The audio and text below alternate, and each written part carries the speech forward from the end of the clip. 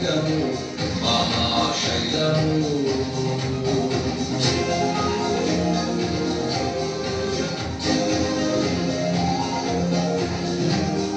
నీవే నా సంతోషగానము రక్షణ శృంగము మహాశైలము బలశూరుడా యేసయ్యా నా తోడై ఉన్నత స్థలములపై నడిపించుచున్నావు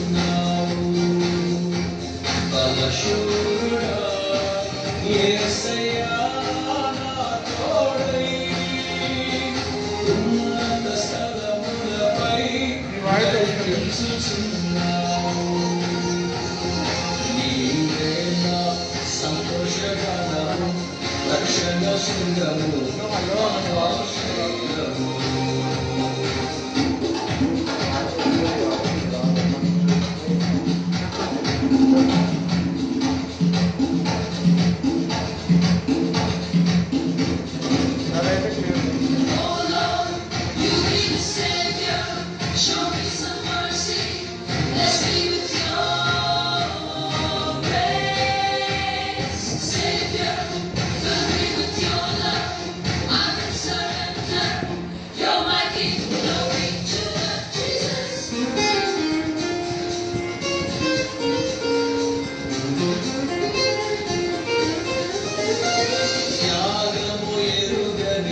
స్నేహమందు క్షేమము కరువైయుండగా నిజ స్నేహితుడా ప్రాణము పెట్టి నీ ప్రేమతో నన్ను ఆకర్షించినావు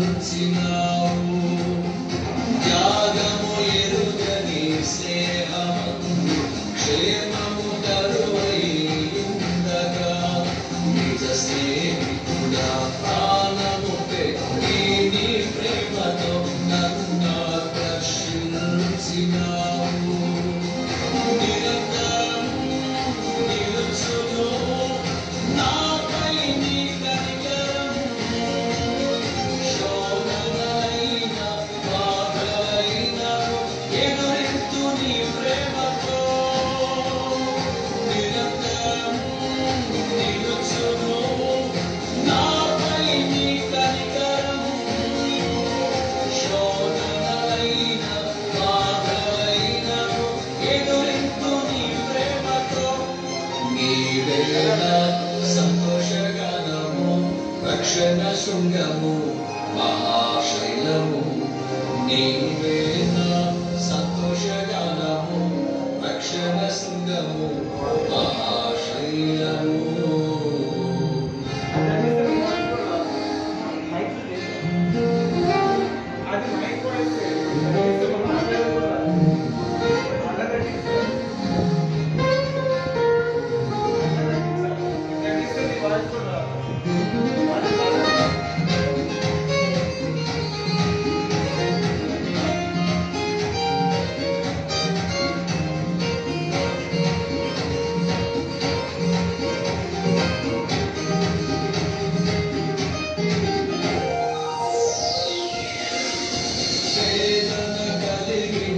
దేశమందు వేకువ వెలుగై నిలిచినావు విడువక తోడే అభివృద్ధి పరచి ఐగుప్తులో సింహాసనమిచ్చినావు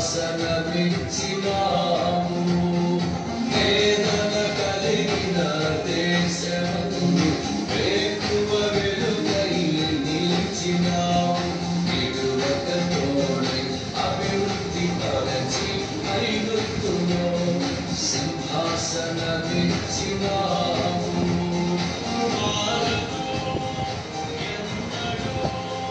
నీవిచ్చిన దర్శనము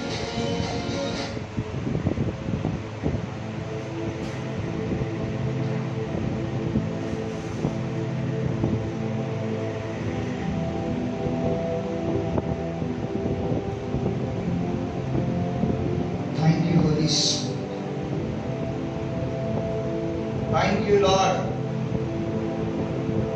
పరిశుద్ధాత్మ తండ్రి మిమ్మల్ని ఆహ్వానిస్తున్నాము. పరిశుద్ధాత్మ దేవా మిమ్మల్ని ఆహ్వానిస్తున్నాము నాయన. ఈ పునరుద్ధానపు దినమున మిమ్మల్ని ఆహ్వానిస్తున్నాం. మా శక్తి చేత, మా బలము చేత, మా జ్ఞానము చేత ఏది కాదు కానీ మీ ఆత్మ ద్వారా ప్రతి కార్యము జరుగునుగాక. యాజకుడుగా, నాయకుడిగా, ప్రసంగికుడుగా మిమ్మల్ని ఆహ్వానిస్తున్నాము నాయన. బలవంతుని యేసు నామములో బంధిస్తున్నాము నాయన. మీ కృప లేనిది మేము జీవించలేము. మీరు మాపై చూపుతున్న కృపను బట్టి నీకు కృతజ్ఞతాస్తుతులు. ఈ లైవ్ కార్యక్రమం అంతా కూడా నాయన మీకు మహిమకరంగా జరిపించండి. బిడ్డలతో మీరు ఏది మాట్లాడాలనుకుంటున్నారో వారితో మీరు సూటిగా మాట్లాడి వారిని బలపరచండి నాయన. మీ ఆత్మను మా మధ్యలో ఉంచినావు, మీ సన్నిధి మా మధ్యలో ఉంచినావు. నీకే మహిమ కలుగును గాక. అగ్ని జ్వాలలు విభాగింపబడి ఒక్కొక్కరి మీద రాలగా ఆ వాక్శక్తి అనుగ్రహించిన కొలది అందరూ కూడా అన్య భాషలలో స్తుతించినారు నాయన. అతి మహిమ కలిగిన అనుభవంలోనికి ఈ లైవ్ చూస్తున్న ప్రతి విశ్వాసి వెళ్ళునుగాక. మీ ఆత్మ నడిపింపు మాకు దయచేయండి ప్రభువా. మీ ఆత్మ నడిపింపు మాకు దయచేయండి నాయన. మీ ఆత్మ సహాయం మాకు కావాలి.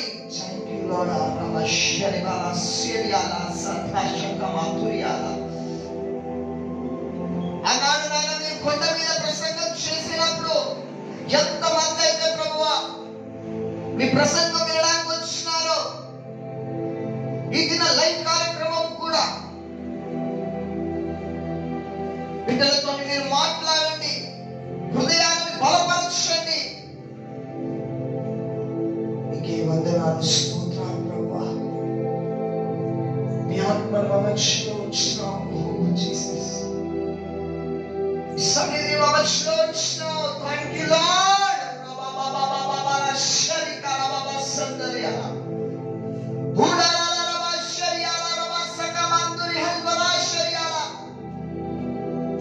మోషే సీనాయి పర్వతం మీద ఏ అనుభవంలోకి వెళ్ళినాడో ప్రభువా, ఈ లైవ్ చూస్తున్న ప్రతి విశ్వాసి ఆ అనుభవంలోనికి వెళ్ళునుగాక.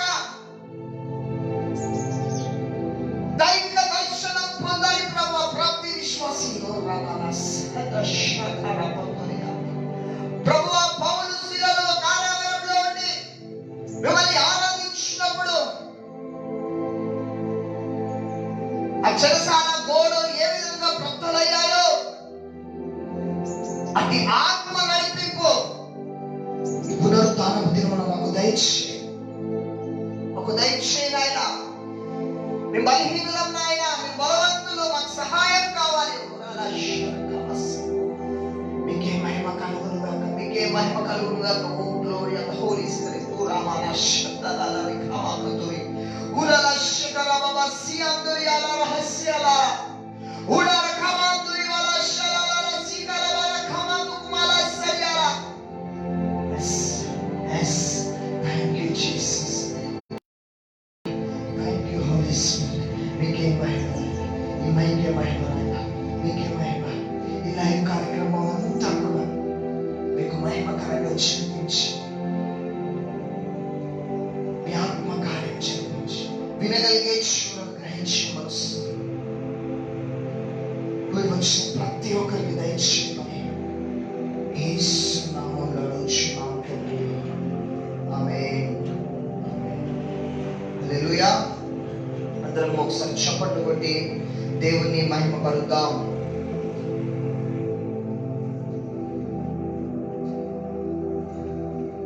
Thank you Holy Spirit. దేవుడు మనల్ని గడిచిన వారమంతా కూడా ఆయన కృపారేఖల చాటున భద్రపరిచి నీ జీవితంలో, నీ కుటుంబ జీవితంలో ఎన్నో అద్భుతాలు చేసి అనేక మార్లు నీ ఆత్మీయ స్థితి పడిపోతున్నప్పటికీ నేను లేవనెత్తుతూ ఆయన సన్నిధిలో మోకరించేలాగున ఆ దేవాది దేవుడు ఇచ్చిన ఆ ఆత్మ నడిపింపును బట్టి దేవునికి మహిమ కలుగును గాక. ఆమేన్. ఈ దినము పరిశుద్ధాత్మ దేవుడు మిమ్మల్ని దర్శించాలని, ఆయన ప్రత్యక్షత ఏమిటో బయలుపరచాలని దినము ఆశపడుతున్నాడు. కాబట్టి ఈ వర్తమానము వచ్చినప్పుడు నువ్వు ప్రార్థన పూర్వకంగా సిద్ధపడు. ప్రభువు నీతోనే మాట్లాడబోతున్నాడు. ఇది నా అంశము మనము తెలుసుకుందాం. ఎఫెసీయులకు రాసిన పత్రిక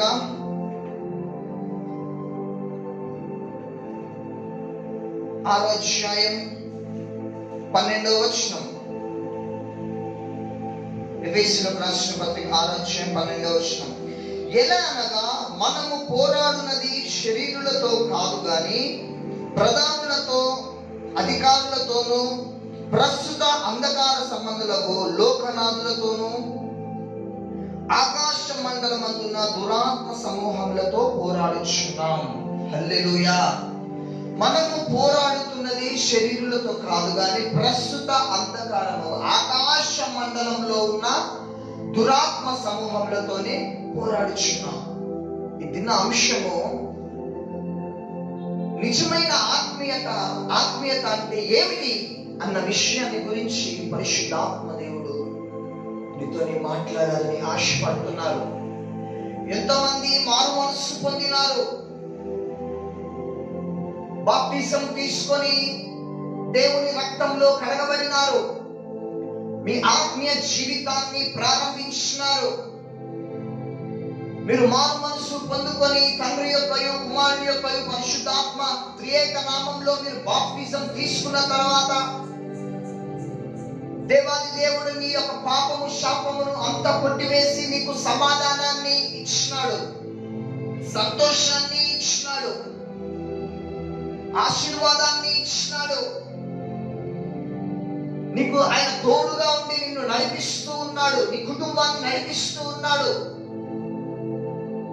అయితే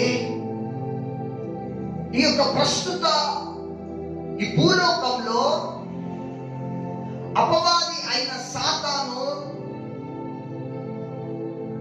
నిన్ను ఎల్లప్పుడూ కూడా వారి ఆధీనంలోనికి నువ్వు వెళ్ళిపోవాలి అని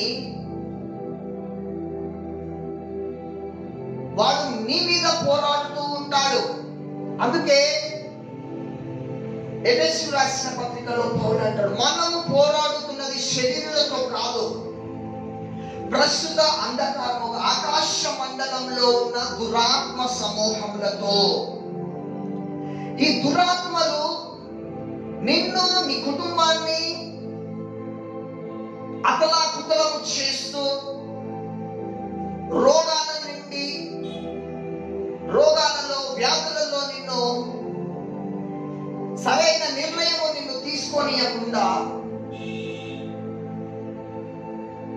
నీ యొక్క జీవితాన్ని నాశనం చేస్తాడు అపవాదైన సాతాను. వారిని జయించాలి అంటే మన ఆత్మీయత స్థితి ఏ విధముగా ఉందో మనం గమనించాలి. హల్లెలూయా. మన ఆత్మీయ స్థితి ఏ విధంగా ఉందో మనము గమనించాలి. మన ఆత్మీయమైన స్థితి సరిగా లేకపోవడమును బట్టి అపవాది అయిన సాతాను నీ జీవితంలో వస్తున్నాడు. నీవు అపవాదిని జయించలేవు, కానీ దేవుడు నీకు తన ఆత్మ ఇచ్చినాడు. దేవుడు నీకు ఆయన ఆత్మ, పరిశుద్ధాత్మను నీకు ఇచ్చినాడు. పరిశుద్ధాత్మ నీ జీవితంలో ఉన్నాడు అన్న విషయాన్ని నువ్వు జ్ఞాపకం చేసుకో. ఎప్పుడైనా సరే నీవు జ్ఞాపకం చేసుకోవాల్సినది, పరిశుద్ధాత్మ దేవుడు ఒక శక్తిగా నువ్వు చూడొద్దు, ఆయన ఒక వ్యక్తిగా నువ్వు భావించాలి. ఆయన నీతో పాటు ఎల్లప్పుడూ నడుస్తాడని నువ్వు గమనించాలి. ఆయన నిన్ను విడిచిపెట్టడు అని నువ్వు గమనించాలి. ఆయన నిన్ను ప్రేమిస్తున్నాడని నువ్వు జ్ఞాపకం చేసుకోవాలి. ఆయన నీ మీద కృప చూపుతున్నాడని జ్ఞాపకం చేసుకోవాలి. నువ్వు ఏ ప్రయాణం గుండా వెళ్తున్నావో నీ ప్రయాణంలో నీ చిక్కల వేలు పట్టుకుని ఆయన నీకు తోడుగా ఉన్నాడని నువ్వు జ్ఞాపకం చేసుకోవాలి. నువ్వు ఒంటరిగా ప్రార్థన చేస్తున్నప్పుడు ఆ పరిశుద్ధాత్మ దేవుడు నీకు తోడుగా ఉన్నాడన్న విషయాన్ని నువ్వు జ్ఞాపకం చేసుకోవాలి. నీవు ఉపవాసం చేస్తున్నప్పుడు పరిశుద్ధాత్మ దేవుడు నిన్ను నడిపిస్తున్నాడన్న విషయాన్ని జ్ఞాపకం చేసుకోవాలి. నీకు ఇప్పుడు ప్రార్థనలో ఆత్మ నడిపింపు ఎందుకు రావట్లే అంటే నువ్వు పరిశుద్ధాత్మకి సమయం ఇవ్వట్లే, పరిశుద్ధాత్మని ఆహ్వానించట్లే, పరిశుద్ధాత్మని జ్ఞాపకం చేసుకోవట్లేను. ఎందుకంటే నీవు పరిశుద్ధాత్మ వైపు చూడాలి. మొదటిగా నువ్వు ప్రార్థనలో ఆయన నీ ముందు ఉన్నాడు. నీవు ప్రార్థన చేసేటప్పుడు ఆయన నీకన్నా ముందుగాల నీ ప్రార్థన కోసం ఆయన ఎదురు చూస్తూ ఉంటాడు. పరిశుద్ధాత్మ దేవుడు ఏదో నువ్వు ఎవరి కోసమో ప్రార్థన చేయడం, ఏదో ఉపవాసం చేస్తున్నా కదా, తప్పదు, కష్టంగా కూర్చోవాలి కదా, కష్టంగా బైబిల్ చదవాలి కదా అని అంటే నీకు నడిపింపు రాదు. పరిశుద్ధాత్మని నీ ప్రక్కన ఉన్నాడని ఆయన వైపుకు చూడడం నువ్వు అలవాటు చేసుకో. ఆయన వైపుకి నువ్వు చూడాలా, ఆయన వినికిడిని నువ్వు గ్రహించాలా, ఆయన తాకిడిని నువ్వు గ్రహించాలా. అది ఎల్లప్పుడూ కూడా నిన్ను ముట్టుకోవాలని, నీతోని మాట్లాడాలని ఇష్టపడతాడు. ఈ యొక్క గ్యాప్లోనే అపవాది అయిన సాతాను మైండ్ ని డైవర్ట్ చేస్తూ ఉంటాడు, నిన్ను ఇబ్బంది పెడుతూ ఉంటాడు. ఈ యొక్క విషయం మొదటిగా ఈ విషయం చెప్పిన తర్వాత ఆత్మీయంగా ఏ విధముగా ఉండాలి అనేది పరిశుద్ధాత్మ దేవుడు చాలా వివరంగా మీతో మాట్లాడాలని ఆశపడుతున్నాడు. నువ్వు మొదటిగా నీ ఆత్మీయ జీవితాన్ని ప్రారంభించినప్పుడు ఒకప్పుడు నీకు ఎవ్వరు తోడు లేదు, అందరూ నిన్ను విడిచిపెట్టి వెళ్ళిపోయినారు. నీ అనుకున్న వాళ్ళందరూ నిన్ను మోసం చేసి వెళ్ళిపోయినారు. నిన్ను బాధ పెట్టిన వాళ్ళు ఉన్నారు, నిందించిన వాళ్ళు ఉన్నారు. నీ కుటుంబ సభ్యులే కావచ్చు, నీ స్నేహితులే కావచ్చు. నువ్వు ఎప్పుడైతే యేసుక్రీస్తు ప్రభువుని సొంత రక్షకునిగా అంగీకరించావో నీకు పరిశుద్ధాత్మ దేవుడు నీకు తోడుగా ఉన్నాడు. ఆయన నీ వెంటే ఉన్నాడు, ఆయన ఎల్లప్పుడూ నీ వెంటే ఉన్నాడు. నువ్వు బాధపడుతున్నప్పుడు, నువ్వు దుఃఖపడుతున్నప్పుడు ఆయన నీ వెంటే ఉన్నాడు, ఆయన చూస్తున్నాడని ఆ విషయాన్ని జ్ఞాపకం చేసుకో. సెకండ్ది,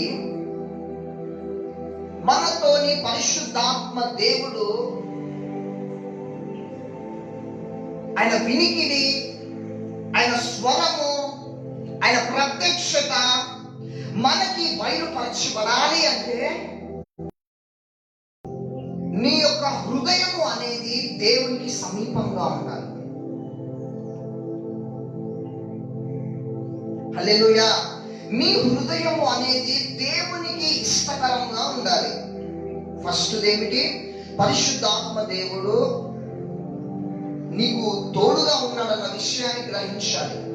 సంతోషంలో గ్రహించాలి, నీకు కష్టం వచ్చినప్పుడు గ్రహించాలి, నువ్వు వేదనలో బాధల్లో నిందించినప్పుడు, ఎంతో మంది అవమానించినప్పుడు నీకు పరిశుద్ధాత్మ దేవుడు సమీపంగా ఉన్నాడన్న విషయాన్ని గ్రహించాలి.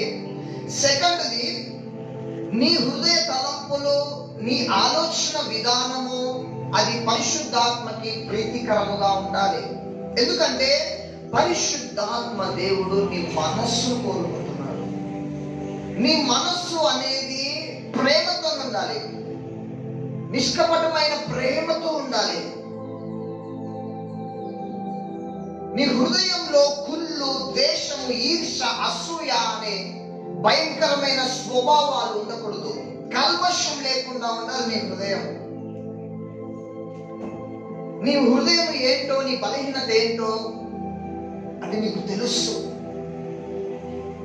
ఎందుకంటే ఈ దినాలలో పరిశుద్ధాత్మ దేవుడు అందరితో గడపాలి, అందరితో మాట్లాడాలి అని ఆశపడతాడు. నీ యొక్క హృదయము అనేది ఏ విధముగా ఉందో ఒక్కసారి నువ్వు పరీక్ష చేసుకో. ఎందుకంటే మనము ప్రార్థన చేస్తాం.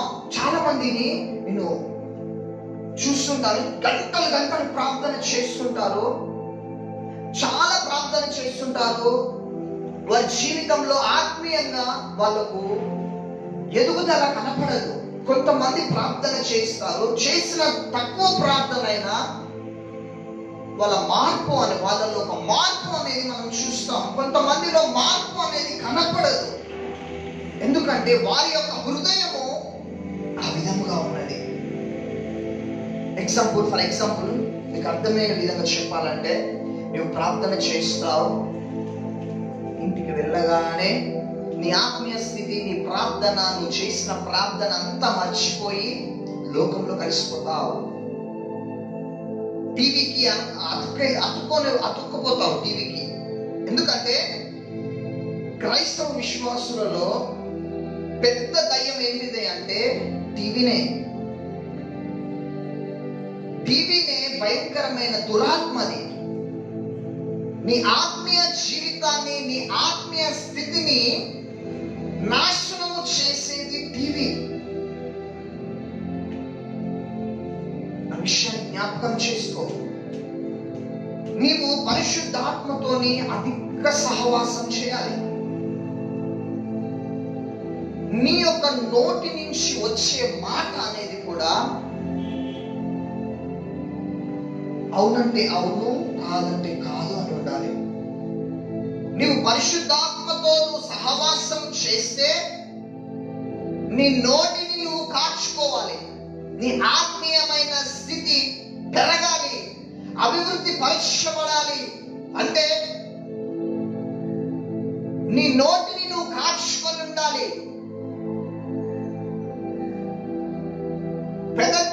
దేవుణ్ణి స్తుతించే ఆ పెదవులతో నోటిని నీవు వ్యర్థంగా వాడుతున్నావు.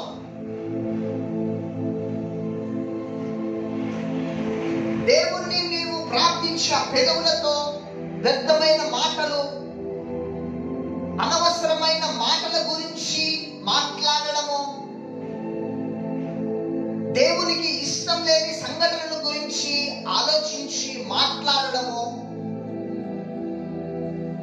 నీ జీవితంలో చేస్తున్నావు. కాబట్టి మరలా నీవు ప్రార్థనలోకి వెళ్ళాలి అంటే నువ్వు చేసుకోలేకపోతున్నావు. ఎందుకంటే పరిశుద్ధాత్మ దేవుడు చాలా సున్నితమైన వాడు. పరిశుద్ధాత్మ దేవుడు నీతో మాట్లాడాలి అంటే నీ హృదయం విశాలంగా ఉండాలి. నీ హృదయంలో అనవసరమైన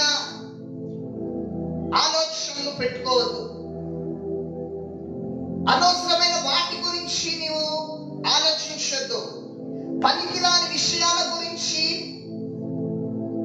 ఆలోచించొద్దు. దానివల్ల నీ ఆత్మీయ జీవితం అనేది ముందుకు వెళ్ళలేకపోతుంది. ఎందుకంటే పరిశుద్ధాత్మ దేవుని యొక్క మనస్సు ఏమిటంటే చాలా సున్నితమైన వాడు పరిశుద్ధాత్మ దేవుడు. ఆమేన్, హల్లెలూయా. పరిశుద్ధాత్మ దేవుడు సున్నితమైన వాడు.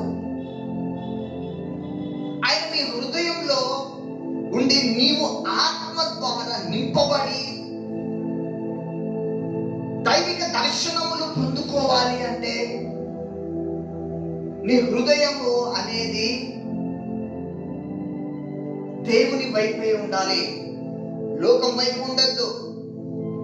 అనేక విషయాలలో నీవు నిమగ్నమైపోవద్దు. పనికిరాని విషయాలలో నిమగ్నమైపోవద్దు. పనికిరాని విషయాల గురించి నీవు ఆలోచించద్దు.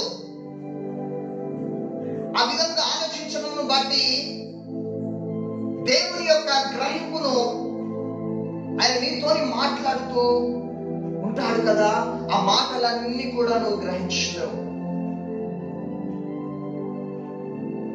హల్లెలూయా.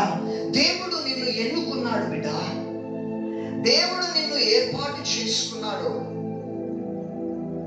నీ యొక్క ఆత్మీయ జీవితంలో దెబ్బతింటుంది, అది వృధా అయిపోతుంది, అందుకే ఆత్మీయమైన స్థితి పరగట్లే. హల్లెలూయా, హల్లెలూయా. అందుకే బైబిల్లో ఒక మాట ఉంటది, వ్యర్థమైన మాటల వలన స్వప్నములు పుట్టును. హల్లెలూయా. వ్యర్థమైన మాటలు నువ్వు మాట్లాడుతూ, కొంతమందిని చూడండి, ప్రార్థన చేసుకుంటారు, వస్తారు, వ్యర్థంగా వాగుతూనే ఉంటారు, మాట్లాడుతూనే ఉంటారు. ఆ విధంగా మాట్లాడడం బట్టి వాళ్ళకి అనేకమైన విషయాలన్నీ కూడా బ్రెయిన్ లో, లోకం బయటికి వెళ్ళినప్పుడు అనేకమైన విషయాలు, సంఘటనలు చూసి అది బ్రెయిన్ లో ఫీడ్ అయిపోతాయి. ఆ బ్రెయిన్ లో ఫీడ్ కాగానే వీళ్ళు వచ్చి పడుకున్నప్పుడు అర్ధరాత్రి రకరకాల ఆలోచనలు వస్తాయి, పీడకలు వస్తాయి. కొన్ని దర్శనాలు అర్థం కాక దేవుడు మాట్లాడిన నాతో అనుకుంటావు. కానీ నీవు వ్యర్థమైన మాటల వలన నీకు స్వప్నములు పుడతాయి. ఆ విషయాన్ని జ్ఞాపకం చేసుకో. హల్లెలూయా. అందుకే రోమీయులకు రాసిన పత్రిక 8వ అధ్యాయం 6వ వచనాన్ని మనం చూద్దాం. ఒక మాట,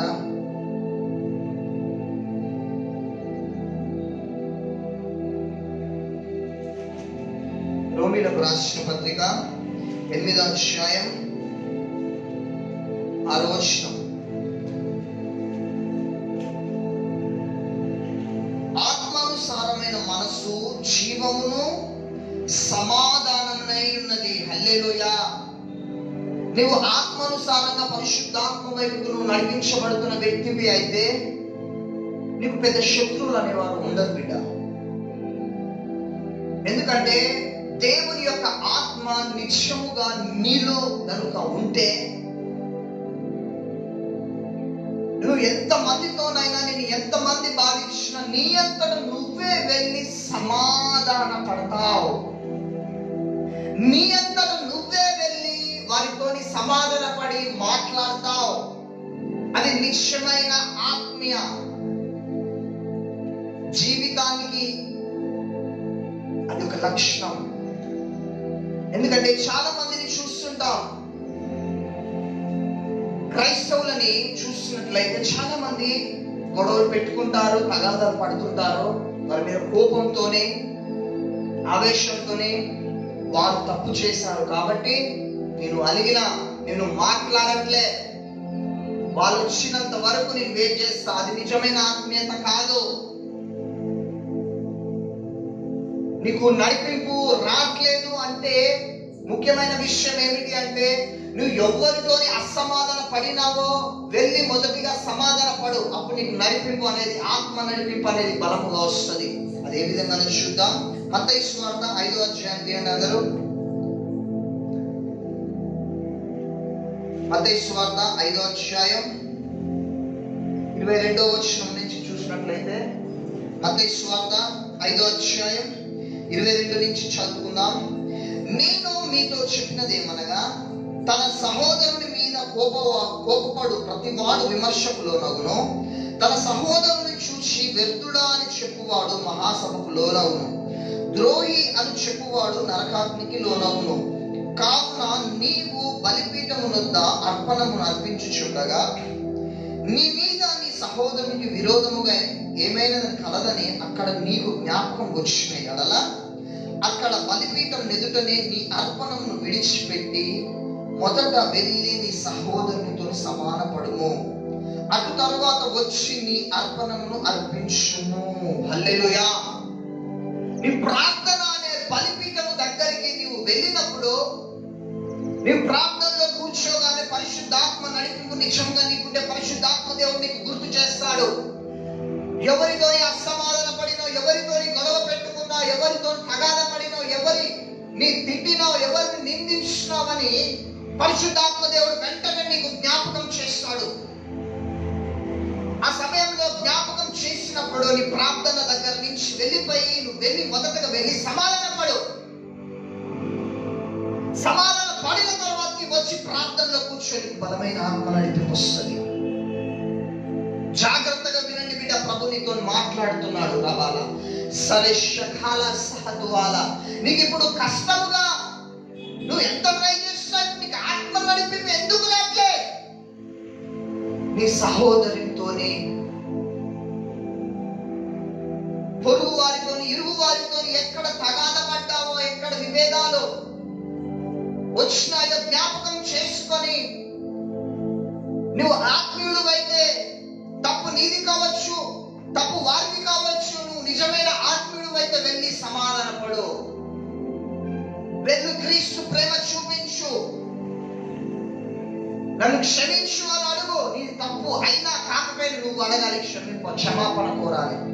అది దేవుని యొక్క మనస్సు, అది దేవుని ఆత్మ లక్షణం. పగకి ప్రతీకారానికి పోతే నువ్వు సాధించేది ఏమీ లేదు బిడ్డ. హల్లెలూయా. నువ్వు మొదటిగా వెళ్ళి సమాధాన పడడము నువ్వు అలవాటు చేసుకో.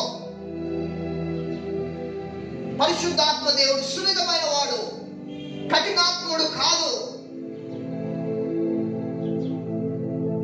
ఆయన అందరినీ సమానంగా చూస్తాడు. నువ్వు పొగరుతోని, అసూయతోని, ద్వేషంతోని, కోపంతోని నీవు ఉంటే కనుక నీకు ఆత్మ నడిపింపు రాదు.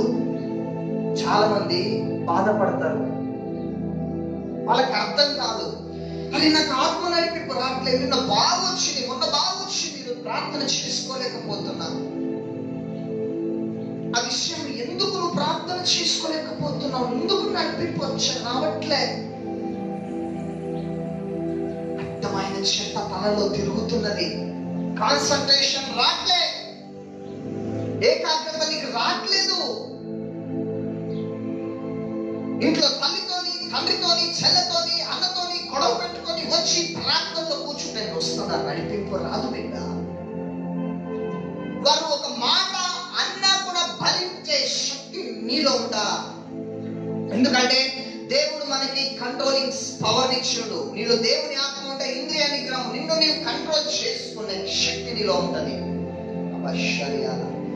హల్లెలూయా. దినాలలో చాలా మంది ఆత్మ నడిపింపును కోల్పోతున్నారు, ఆత్మకి ప్రాధాన్యత ఇవ్వట్లే,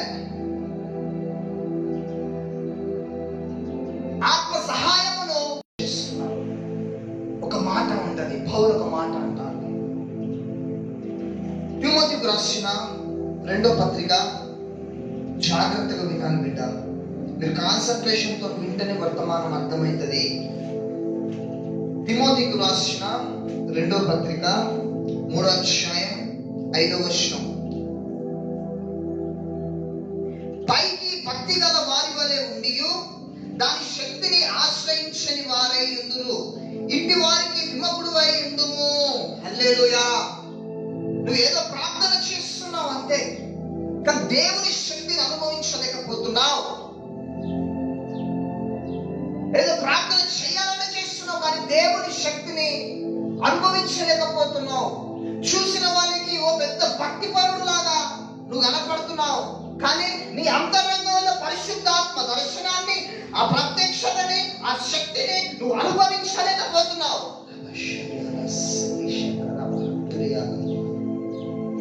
ఎందుకు అంటే నీ హృదయ పరిశుద్ధాత్మకి ఆయాసకరంగా ఉంది, దుఃఖకరంగా ఉంది. నిదానంగా ఆలోచించి చూస్తే నువ్వు చేసిన పొరపాట్లు పెద్దవేం కావు, అవి చిన్నవి. ఒకరిని క్షమించలేకపోయావు, ఒకరికి నువ్వు సారీ చెప్పలేకపోయావు, ఒకరితో సమాధాన పడలేకపోయావు, ఒకరిని అర్థం చేసుకోలేకపోయావు. దేవుని ఆత్మ సమాధాన పడుతుంది. ఆమేన్. దేవుని ఆత్మ లక్షణము సమాధాన పడుతుంది. నమః శంకర సదలయాశ దేవుని యొక్క ఆత్మ నీ నుంచి ఏమి కోరుకుంటున్నాడంటే నీ హృదయాన్ని మాత్రమే. నీ హృదయము ఆయనకి సమీపంగా ఉండాలి. నీ ఉపవాస ప్రార్థన చేస్తే నాకు మంచి ఆత్మ నడిపింపు వస్తుంది అనుకుంటున్నావు, కానీ నువ్వు ఎంత ఉపవాసం చేసినా నడిపింపు ఎందుకు రావట్లేదంటే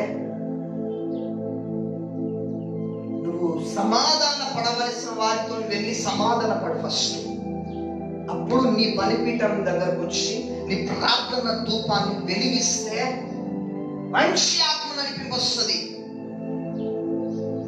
మూడవ విషయము, నీకు ఆత్మ నడిపింపు రావాలి అంటే నిజమైన ఆత్మీయుడు అయితే కళ్ళ ద్వారా, చెవుల ద్వారా, మనస్సు ద్వారా, తలంపుల ద్వారా ఏ పొరపాటు అయితే చేస్తాడో వెంటనే క్షమాపణ అడుగుతాడు. దేవుని దగ్గర క్షమాపణ అడుగుతాడు. మనం దురాత్మ సమూహంతో పోరాడుతుంటాం కాబట్టి వాడు ఎవ్రీ సెకండ్ మనల్ని పాపంలో ఏదో విషయంలో పడివేస్తూనే ఉంటాడు. నీవు చేయవలసినది, నన్ను క్షమించు ప్రభువా, ఫలానా దినాన్న నా కళ్ళతో పాపం చేస్తాను, నన్ను క్షమించు. నన్ను క్షమించు ప్రభువా, ఫలానా దినామున వినకూడని మాటలు విన్నాను నా చెవు ద్వారా, నన్ను క్షమించు. హల్లెలూయా. గురమా షదాల సతతురియాల. హల్లెలూయా. ఊరికే ఆత్మ నడిపింపు కావాలి అంటే అది అంత ఈజీగా రాదు. నువ్వు ప్రతిదీ కూడా క్యాప్చర్ చేయాలి. నీ ఉదయం లేవగానే ఒకటే ఒక ప్రార్థన ఉండాలి, నన్ను కాపాడు, నా కుటుంబాన్ని కాపాడు అని నువ్వు ప్రార్థన కాకుండా నా కళ్ళని, నా చెవులని, నా మనస్సుని, నా నోటిని పరిశుద్ధాత్మను నీ కంట్రోల్లోకి తీసుకో అని ప్రార్థన అనుభవం ఉండాలి బిడ్డ. నీకు కళ్ళని, చెవులని, మనస్సుని, నీ నోరుని మీ ఆధీనంలో ఉండాలి ప్రభువా. ఎల్లప్పుడూ నేను నీ కంట్రోల్లోకి వెళ్ళిపోవాలి. ఎల్లప్పుడూ నేను నీ ఆత్మతో నింపబడాలా. ఎల్లప్పుడూ నేను ఈ దినానికి కావలసిన అభిషేకం నాకు కావాలా. నేను బయటికి వెళ్ళడానికి అభిషేకం కావాలి. అంత భయం నీలో కనుక ఉంటే మంచి ఆత్మ నడిపింపును పొందుకుంటావు. హల్లెలూయా. కొంతమందికి అర్థం కాదు, ఆత్మీయ జీవితం అంటే తెలియదు, ఎలా ప్రార్థించాలో తెలియదు. ఎందుకంటే వాళ్ళల్లో వాక్యము లేదు. యేసుక్రీస్తు ప్రభువు 2000 సంవత్సరాల క్రితము భూలోకానికి వచ్చినప్పుడు ఆయన చేసిన ప్రసంగం ఏమిటి అంటే ఆత్మీయత గురించి చెప్పినాడు. మత్తయి సువార్త 5వ అధ్యాయం, మత్తయి సువార్త 6వ అధ్యాయం, మత్తయి సువార్త 7వ అధ్యాయము, ఈ 3 అధ్యాయాలు జ్ఞానం జాగ్రత్తగా నువ్వు నిదానించి గమనించినట్లయితే ఆత్మీయ గురించి ఉంటుంది. ఆత్మీయతమైన జీవితం ఏ విధంగా ఉండాలి, నీ యొక్క క్రైస్తవుని యొక్క జీవితం ఏ విధముగా ఉండాలి, ఆత్మ నడిపింపు అంటే ఏమిటి, దేవుని యొక్క ఆత్మ లక్షణం ఏమిటి, ఆయన నీ నుంచి ఏది కోరుకుంటున్నాడు అనేది మత్తయి సువార్త 5వ అధ్యాయం, 6వ అధ్యాయం, 7వ అధ్యాయంలో ఉంటుంది. పిన్ టు పిన్ పరిశుద్ధాత్మ దేవుడు బయలుపరుస్తున్నాడు. హల్లెలూయా. మత్తయి సువార్త 5వ అధ్యాయం నుంచి మనం చదివినట్లయితే ఎంత బాగా మాట్లాడతారు పరిశుద్ధాత్మ దేవుడు. ఎందుకు మీకు అర్థం కావట్లే? మత్తయి సువార్త 5వ అధ్యాయం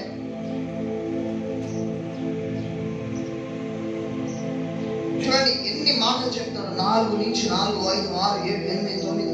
దుఃఖపడు వారు ధన్యులు, వారు ఓదార్చబడు. స్వాత్వికులు ధన్యులు, వారు భూలోకం స్వతంత్రించుకుంటారు.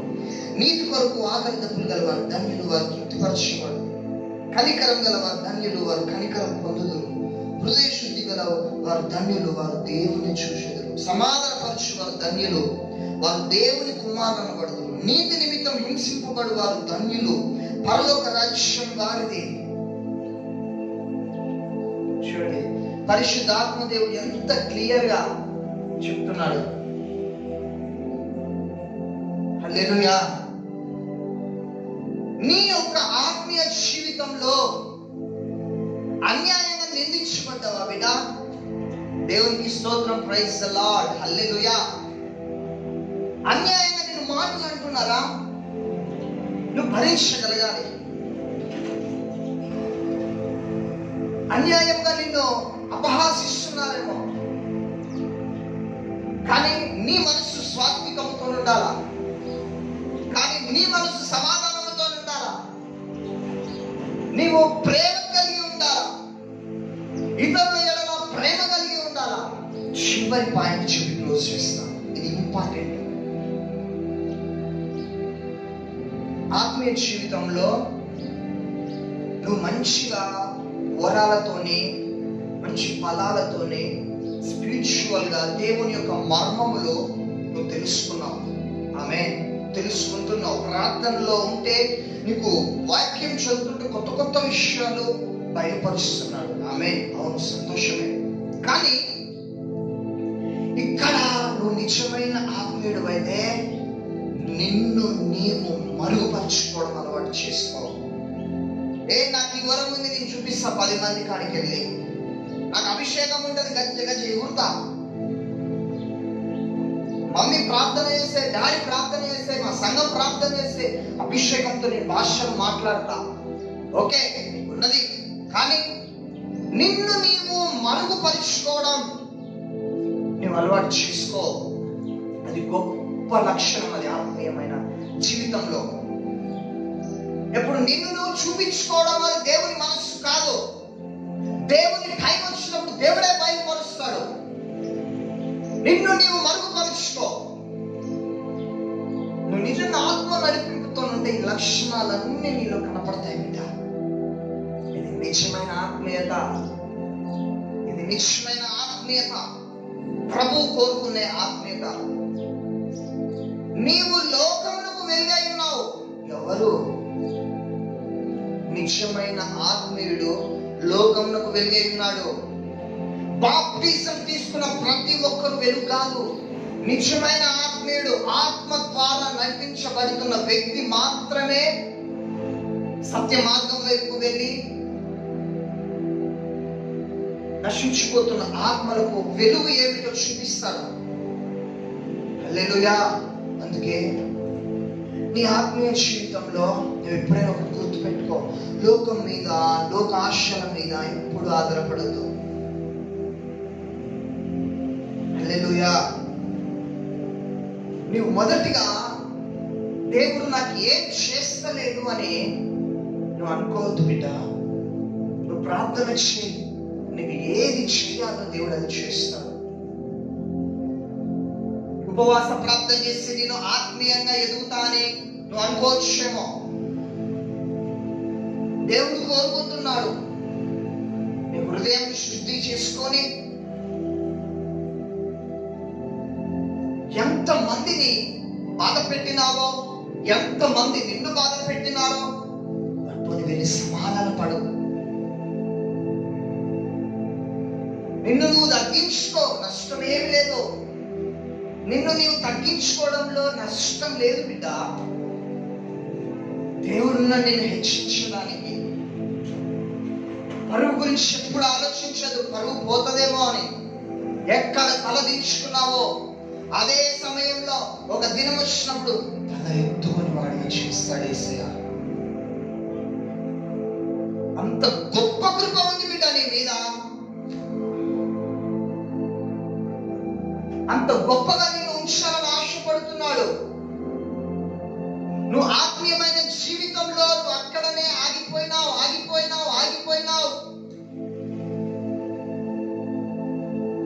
దినాలు గడుస్తూ ఉంటే దేవునికి దూరం అయిపోతున్నావు. కానీ పరిశుద్ధాత్మ దేవుడు మాత్రం నీతోనే ఎప్పుడు సహవాసం చేయాలని ఆశపడుతున్నాడు. ఒక్కటి గుర్తు పెట్టుకోండి బిడ్డ, నువ్వు ఇక్కడి నుంచి అయినా సరే మంచిగా దేవునితోని ప్రార్థన చేయాలనుకుంటే, దేవునితోని గడపాలి అనుకుంటే, నీ ఆత్మీయ జీవితాన్ని పెంచుకోవాలి అనుకుంటే ఒక స్థలాన్ని కేటాయించుకోను. ఒక స్థలంలో ఎప్పుడు నువ్వు ప్రార్థన చేసే అనుభవం నీకున్నాడు. ఎప్పుడు మీ ధూపము, ప్రార్థన అనే ధూపం ఒక స్థలం నుంచి లేవాలా. రోజు చేస్తా ఉంటే, ఆ విధంగా చేస్తా ఉంటే, నీకన్నా ముందు పరిశుద్ధాత్మ దేవుడు వచ్చి, నా బిడ్డ నాతో మాట్లాడడానికి వస్తున్నాడు, నా కుమార్తె నాతో మాట్లాడడానికి వస్తుంది, నా కుమార్తె నాతో మాట్లాడడానికి వస్తుంది అని ఎదురు చూస్తాడు.